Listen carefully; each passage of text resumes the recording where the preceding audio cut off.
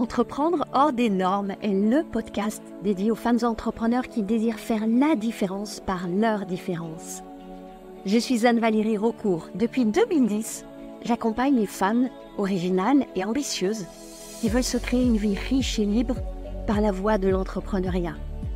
Si tu désires casser les codes, créer ta propre recette du succès et développer un business florissant au service de ta vie et de la vie, tu es ici chez toi.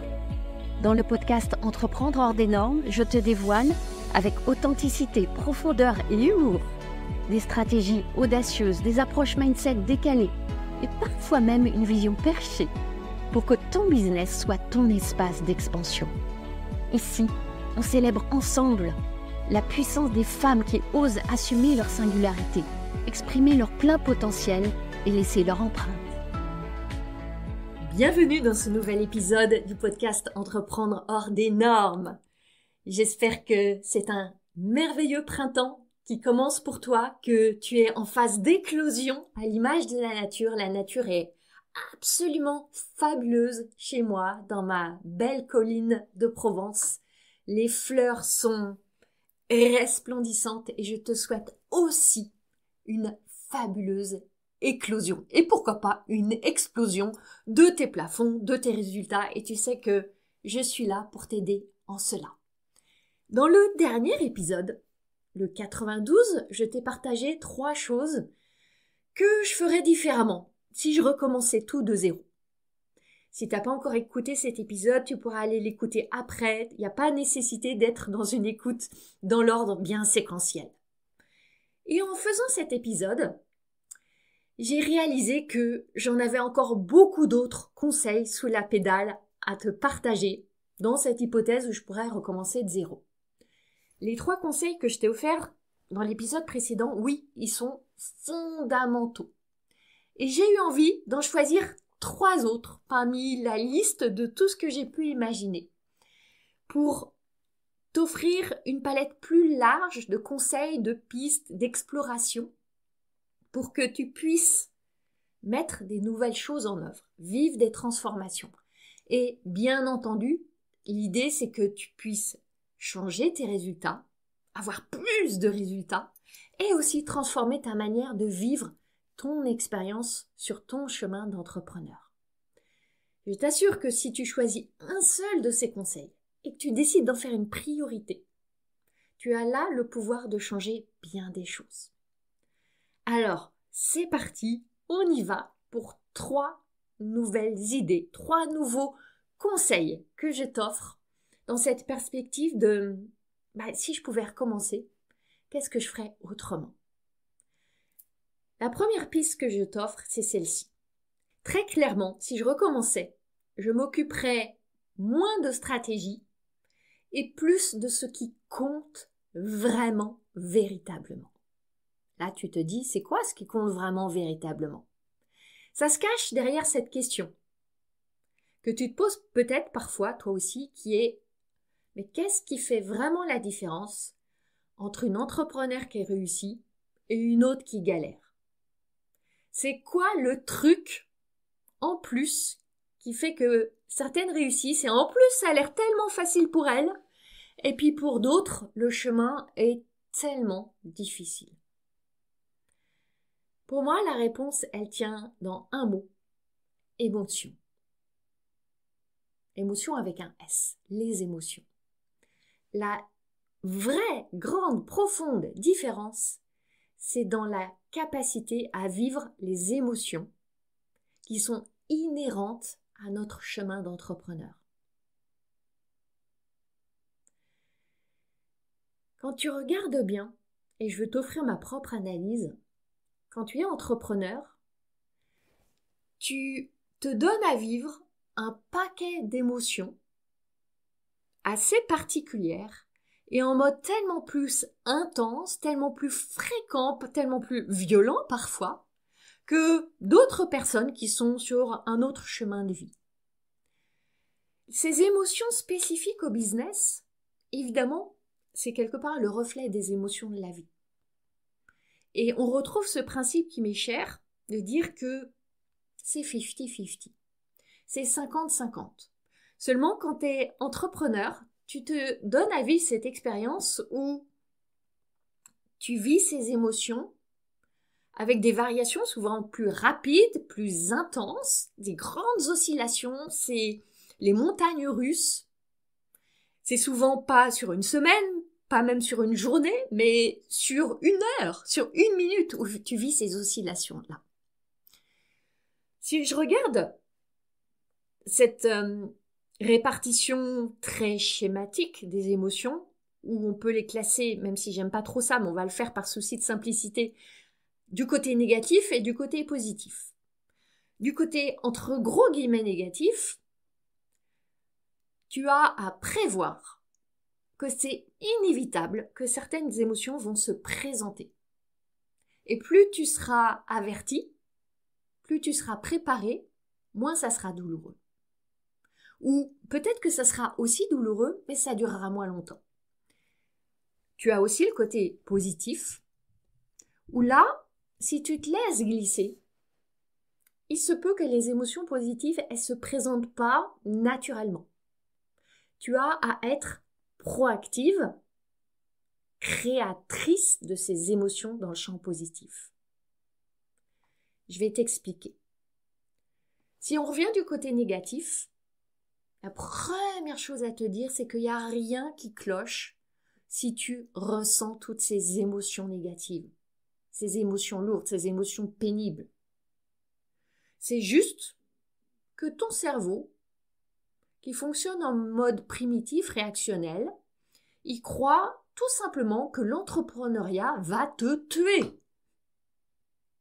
Tu te donnes à vivre tellement d'expériences qu'il interprète comme des expériences qui vont te tuer. Bon, t'es encore là à mes côtés. Ça t'a pas encore tué et ça va pas te tuer. De ce côté-là, du côté de ces émotions difficiles, désagréables, qui piquent, douloureuses, tu as essentiellement 4 émotions à te préparer à vivre et donc à accueillir. Arrêtez de les nier, les juger, les ignorer, les mettre sous le tapis, voir aussi que ce ne soit pas elles qui dictent tes actions. Voir qu'elles sont là, les normaliser, les traverser. Les 4 que j'ai envie de te proposer, c'est celle-ci. La première, c'est le doute. Le doute, il est là la plupart du temps. Le doute, il est sournois, il est pernicieux. Il prétend que tu ne peux pas y aller tant que tu vis pas son opposé qui est la clarté, voire la certitude. Je le vois chez tellement de mes clientes qui viennent en coaching pétries de doute. Avec cette idée que tant qu'il y a du doute, c'est qu'elles ne peuvent pas y aller, c'est qu'elles ne sont pas alignées, c'est qu'il manque des choses, c'est qu'il faut encore travailler bien planqué derrière leur écran. Le message du doute, il est faux. Le doute, il dit « Attends, t'es pas prête. Attendons la clarté. » Seulement, la clarté, elle vient dans l'action. Et tu vois, tu tournes en rond. Plus tu vas douter de tes doutes, plus tu vas pouvoir t'apporter la preuve que, en y allant, en passant à l'action, le doute n'était qu'un menteur. Le doute n'est qu'un saboteur. C'est vraiment la première émotion à débusquer. La deuxième, c'est la frustration. Il y a des tonnes de frustration sur ce chemin-là. Tu ne vas pas y échapper. Parce que tu vas faire des efforts et ça ne paiera pas toujours. Tu vas te dépasser et tu n'auras pas toujours les résultats que tu veux au moment où tu veux, avec l'ampleur où tu veux. Tu vas investir et le retour sur investissement ne sera pas là immédiatement. Oui, il y aura toujours des frustrations. Je peux dire, je la connais bien cette émotion-là. La troisième, c'est la honte. La honte, on est dans la version intense. Je pourrais aussi te parler en moins intense de l'embarras. C'est plus doux. L'embarras, la honte, ils te disent « tu n'es pas assez ». Par rapport aux autres, t'es pas assez. Il te manque des choses, t'es pas assez bien. Peut-être que t'essayes de te montrer, de te dépasser, de franchir des peurs, et t'es pas validé, t'es pas reconnu. Il n'y a pas l'engagement que tu voudrais. Tu projettes que les gens y pensent plein de choses. Et c'est la honte. Et la honte, elle te bloque, elle t'immobilise, elle te donne envie de te cacher. Regarde-la bien en face. Quatrième, évidemment, la peur. La peur, oui, elle mérite ton attention. Mais elle ne mérite pas ta confiance. Défie-toi, méfie-toi de la peur. Peut-être que même tu te berces encore de cette jolie illusion que un jour la peur disparaîtra. Un jour, tu auras assez de connaissances, d'expérience, d'expertise, de confiance. Et tu n'auras plus peur, ou tu sauras vraiment mettre la peur au tapis. Non, la peur, elle disparaît pas. Elle diminue même pas vraiment. Elle change de forme, elle se présente de manière différente. Ce qui change, la seule vraie chose qui change, c'est que tu t'habitues à voyager avec elle. Tu t'habitues à ce qu'elle soit là et à ne pas lui laisser les commandes. La peur, elle est un peu comme le doute. Elle est sournoise avec son message. Elle te dit « Ah là là, n'y va pas. Si je suis là, c'est que t'es pas encore vraiment aligné. Tout devrait être fluide, serein, léger. Donc s'il y a de la peur, c'est qu'il y a un truc qui va pas, qu'il faut continuer à travailler. T'es en train de faire fausse route. » Elle est diablement maligne, la peur. Moi, je la vois justement comme tout le contraire. Quand elle est là, c'est que tu es exactement sur ta route. Si tu ressens pas de peur, pour moi, c'est le signe que justement, t'es pas en train d'expérimenter, de créer, de te dépasser et d'être sur ton chemin de succès. Et regarde, c'est seulement quand il y a de la peur que tu peux dégainer ton courage. Sans peur, il n'y a pas de courage. Voilà la nouvelle. Tu as signé pour vivre ces 4 émotions. Fréquemment, intensément. Il n'y a rien qui va mal, c'est normal. Et c'est pour ça que c'est tellement important d'être accompagné sur ton chemin d'entrepreneur pour t'aider à les traverser, les accueillir, les transformer et pas les laisser te bloquer, t'arrêter, freiner tes élans.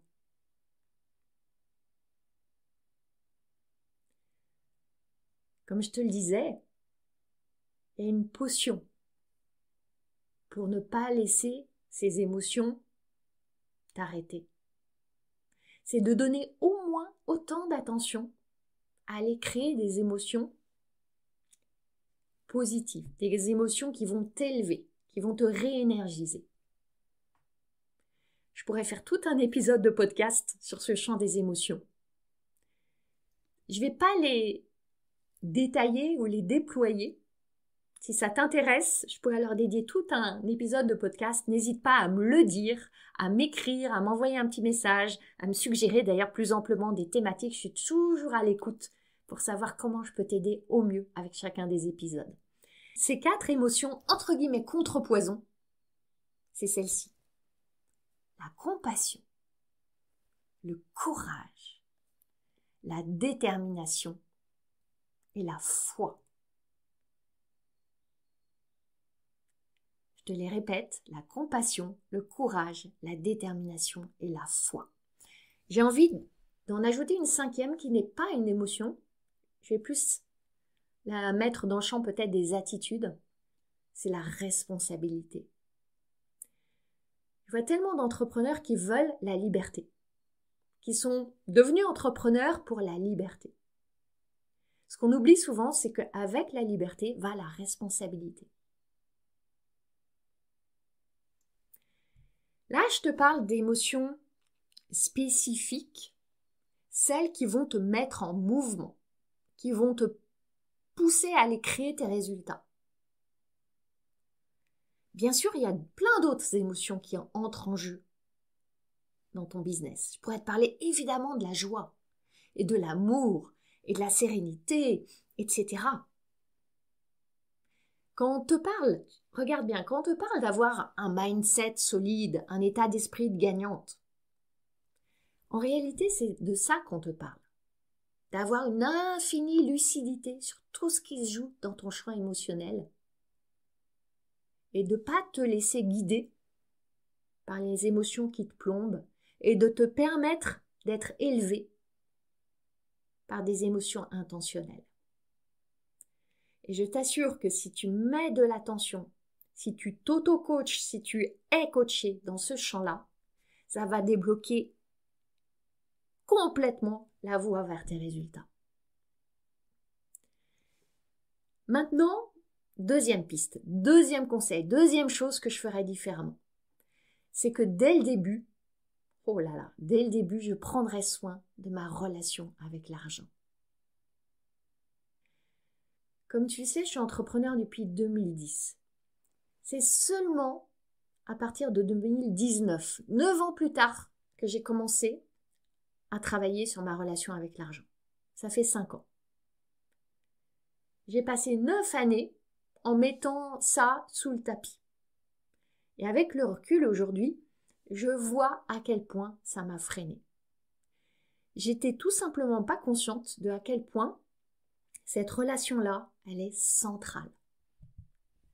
Tu peux mettre en place toutes les stratégies business, les plus pointues.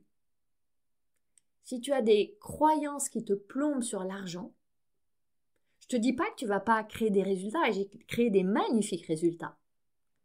Mais ça va être plus dur, ça va être plus laborieux, tu vas avoir l'impression de ramer.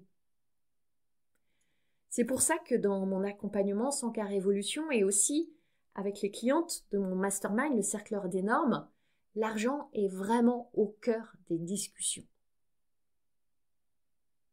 Très souvent, il ne dit pas son nom. Il se cache sous d'autres préoccupations. On va parler des clients, comment avoir plus de clients. On va parler d'un tunnel. Mais le vrai sujet, c'est l'argent. Il y a tellement de réconciliation à opérer dans ce champ de l'argent. Je le vois volontiers comme des « et », ce petit mot « et-e-t », à intégrer ou à réintégrer. Regarde ces petites phrases assassines que l'on se dit. Par exemple, je ne peux pas gagner beaucoup d'argent et être une bonne personne. Je ne peux pas gagner beaucoup d'argent sans trahir ma famille, sans perdre des amis. Je ne peux pas gagner beaucoup d'argent et prendre du plaisir et être quelqu'un de spirituel et ne pas en baver, m'épuiser, tout sacrifier, etc. Tu vois, tu as toujours deux parties, comme si gagner beaucoup d'argent ne pouvait pas se concilier avec autre chose qui est important pour toi. C'est là que je parle d'un travail de réconciliation à faire. C'est aussi important de voir que tu veux explorer et améliorer et enamourer ta relation avec l'argent, bien sûr parce que tu en veux plus, tu en désires plus. Toi, ton business, pour toi, pour ton business et bien sûr pour tellement plus autour de toi. Ça, c'est la motivation première. Il y a une seconde motivation. C'est que l'argent, c'est un objet de projection qui traduit tellement de choses. Quand, par exemple, tu as une peur de manquer d'argent, très souvent, il va y avoir aussi des peurs de manquer dans d'autres champs, de manquer de temps, de manquer d'énergie, de manquer de reconnaissance. Le manque se cristallise sur l'argent et se dissémine dans d'autres champs. Très souvent, l'argent cristallise une notion d'insécurité. Insécurité qui sans doute se retrouve dans d'autres pans de ta vie. L'argent, il parle globalement de notre perception des autres et du monde. C'est un petit objet, un petit billet, une petite pièce qui cristallise tellement de choses. Donc en travaillant sur l'argent, tu vas faire évoluer par capillarité tellement d'autres champs de ta vie. C'est passionnant. Aujourd'hui, tu es entrepreneur. Peut-être, comme beaucoup de femmes que j'accompagne et qui sont dans ma communauté, avant, tu as été salarié. J'ai envie de dire, sauf si tu as été dans un champ de la vente, si ton expertise en tant que salarié était dans la vente. Quand tu es salarié, en général, tu n'as pas beaucoup à parler d'argent. Une fois de temps en temps, tu vas peut-être demander une augmentation, évoquer ton salaire. Mais globalement, l'argent vient régulièrement, mois après mois, avec une forme de récurrence, une forme de sécurité, même si évidemment aucun job n'est 100% sécurisé, mais quand même. Et ça, tu t'en aperçois quand tu deviens entrepreneur, réellement, de toute la sécurité que tu as perdue. Parce que quand tu deviens entrepreneur, tu peux plus échapper à l'argent. Parce que l'argent qui rentre est par essence irrégulier, erratique. Parce que tu as à fixer des prix, à parler de tes prix, à négocier des prix avec des prestataires. L'argent, il est partout. Et j'aime bien voir que l'argent, il encapsule, en tout cas dans nos perceptions, très souvent deux choses essentielles pour nous. La sécurité et la liberté. Et concilier sécurité et liberté, ça devient un merveilleux challenge. C'est pour toutes ces raisons, et je pourrais en citer encore plein d'autres, et j'ai fait plusieurs épisodes de podcast déjà sur l'argent. C'est pour ça que je te recommande vraiment de faire ce travail sur l'argent en étant accompagné. Moi-même, je continue à explorer en coaching, en étant moi-même coachée, ma relation avec l'argent. C'est des couches et des couches et des couches, et c'est nécessaire, et c'est, je trouve, palpitant. Parce que ça induit des effets ricochets sur tous les pans de ta vie. Ça, c'est vraiment un des grands défis, un des gros cadeaux de l'entrepreneuriat. Et je t'assure que si je recommençais, j'irais voir comment je suis avec l'argent, tellement plus tôt que je ne l'ai fait. Je te partage maintenant ma troisième piste, mon troisième conseil. Si je recommençais, je prendrais des décisions beaucoup plus rapidement. Tes résultats sont le fruit de tes décisions. C'est très beau de désirer, de rêver, de poser des intentions. Mais tant qu'il n'y a pas une vraie décision, tu n'auras pas de résultat. Et je vois très souvent un gouffre là, dans ce champ de décision et de décisions qui ne sont pas suivies d'action. Attention, j'inclus dans la décision le passage à l'action. J'observe que, pour ma part, j'ai une attitude assez ambivalente par rapport aux décisions. Je peux parfois décider extrêmement vite, parce que j'ai une intuition, une impulsion, une espèce de oui intérieur évident. Dans ces cas-là, je suis vraiment en capacité de prendre des décisions dans un claquement de doigts. Ça va être notamment pour des investissements dans des formations, des accompagnements, tout ce qui va m'aider à grandir, à évoluer. Je peux décider sans tergiverser, sans passer des jours, des semaines à aller explorer tout ce que fait la personne, etc. Je le sens, je le sais, j'y vais. Pourquoi ? Il y a un désir qui est très très lié à mes valeurs d'évolution et d'excellence. En revanche, il y a un autre champ de décision où pour moi c'est beaucoup plus difficile. Notamment quand il y a des séparations en jeu, des fins FINS en jeu, ou quand ça va impliquer comme un plongeon dans l'inconnu. Là, ça éveille un grand sentiment d'insécurité pour moi et je peux infiniment tergiverser pour prendre une décision. Ça m'a mené à certains moments de mon parcours à arriver à des formes d'extrémité pour arriver à prendre des décisions.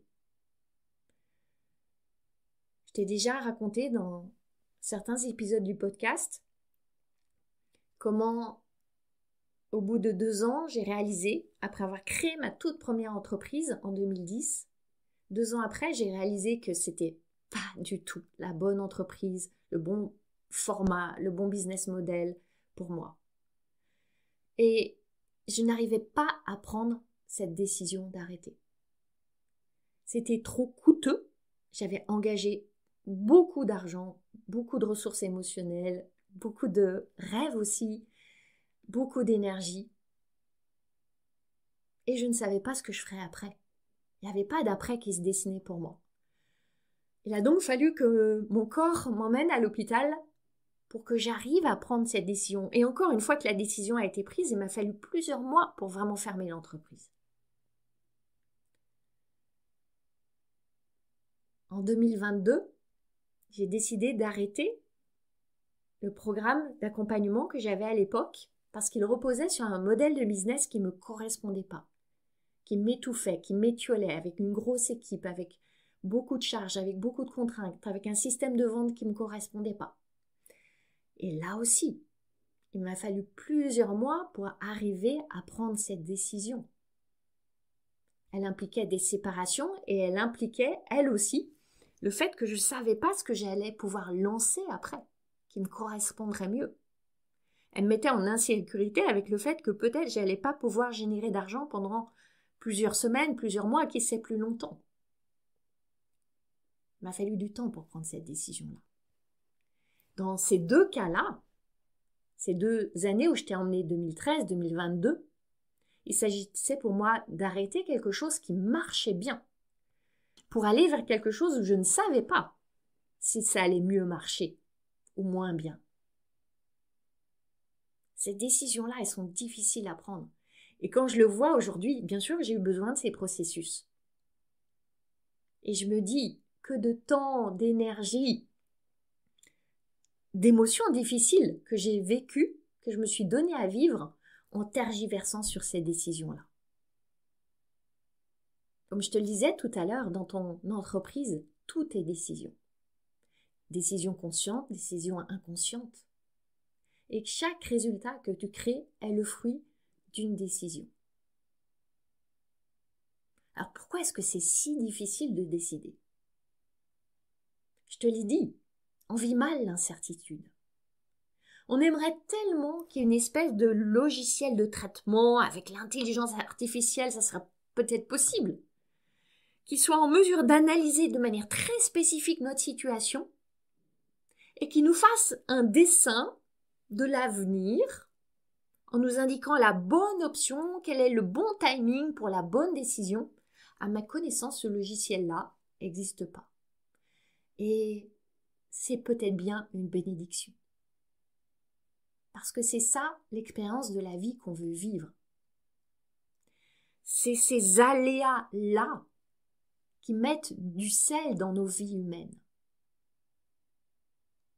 Si tout était certain, prévisible, connu, non seulement je pense qu'on s'ennuierait, mais en plus, on s'épargnerait ces erreurs, ces errances qui font qu'on apprend, qu'on grandit et qu'on évolue.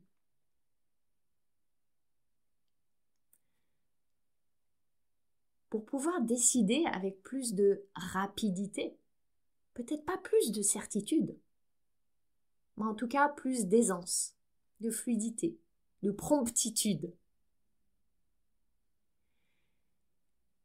On a à accepter l'incertitude.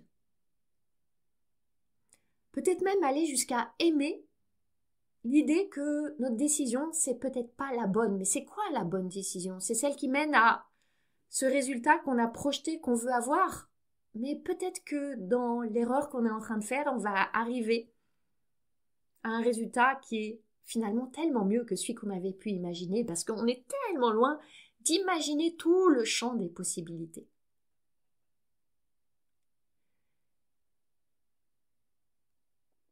C'est intéressant de voir aussi qu'en acceptant l'incertitude et la possibilité d'une erreur, d'une errance, on a la possibilité de se rappeler que c'est là que se niche l'audace. L'audace de plonger dans cette vie sauvage. C'est là que se niche aussi la possibilité du courage. Et plus on consent à cette possibilité de faire des erreurs, plus on vit l'expérience de notre liberté. Et là, je vais amener ce thème qui m'est si cher, la joie. Je crois vraiment qu'il y a une joie assez délicieuse à expérimenter cette liberté qui se joue dans notre pouvoir de décision. C'est pour ça que j'ai une immense tendresse pour ces femmes que j'accompagne, qui ratent, qui échouent, qui chutent. Parce que l'erreur, j'en suis certaine, c'est la manière humaine d'apprendre, de grandir. Et l'entrepreneuriat, c'est un chemin d'apprentissage. Personne ne naît entrepreneur. On a besoin d'apprendre. Faire des erreurs, c'est notre seule manière vraiment d'avancer. Une autre manière de voir les décisions, c'est de voir que quelque part, à un moment, elles exigent de nous une autorisation. Il y a quelque part une autorisation que tu te donnes. Autorisation, autoriser, auteur, autorité. C'est la même racine, la racine grecque autos, qui signifie soi-même. Être soi-même, se donner le droit à soi-même.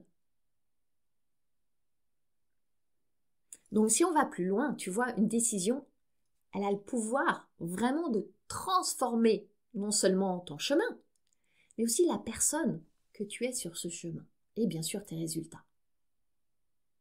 Alors tu as compris là ce que je ferais différemment, ce que je t'invite à faire différemment, de t'emparer de ce pouvoir de décider. Parce que dans chaque décision, il y a une libération d'énergie incroyable, phénoménale, et on sous-estime tellement ça.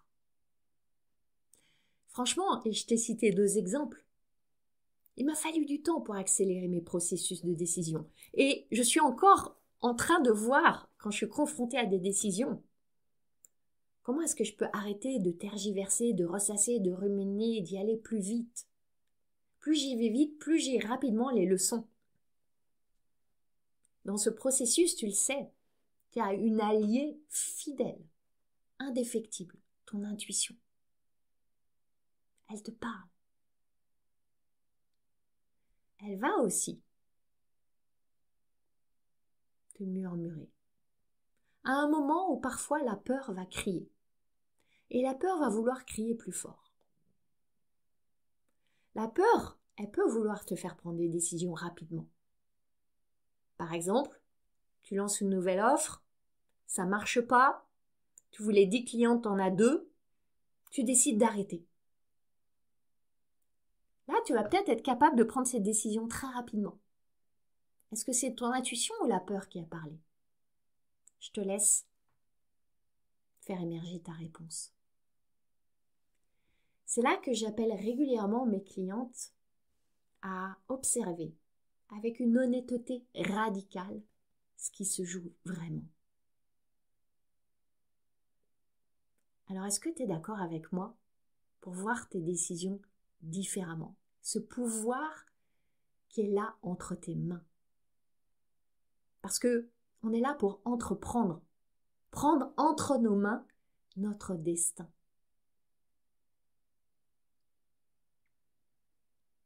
Alors tu vois, je t'ai partagé là dans cet épisode 3 nouveaux conseils, issus vraiment de ma propre expérience et de mon recul que j'ai maintenant sur ces 14 années. Je te les rappelle.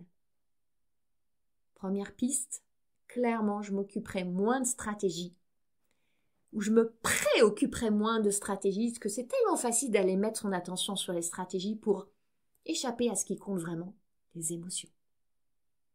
Et je t'ai partagé les 4 émotions que tu dois vraiment t'attendre à rencontrer, traverser, transcender pour devenir une entrepreneur inarrêtable. Deuxième conseil, beaucoup plus tôt que je ne l'ai fait, je prendrai soin de ma relation avec l'argent.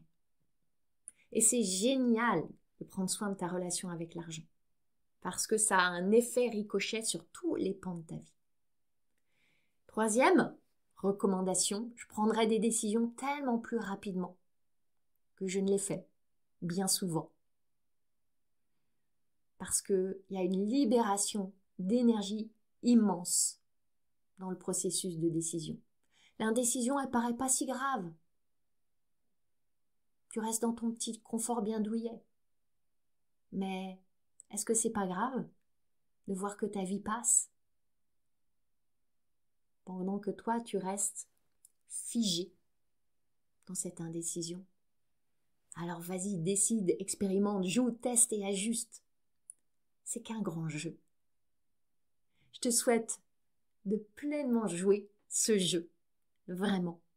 Merci d'être là, merci d'écouter ce podcast semaine après semaine. C'est une joie pour moi d'être avec toi. À bientôt. Ma mission, c'est d'aider les femmes comme toi à se lâcher la bride pour lâcher les fauves. Si tu aimes ce podcast, tu vas adorer la formation que je t'offre. C'est le condensé de mon approche anticonformiste du business pour t'aider à accueillir tes prochains clients joyeusement. Reçois cette formation gratuitement en cliquant sur le lien dans les notes du podcast. Je jubile déjà en pensant à tout ce que tu vas réaliser.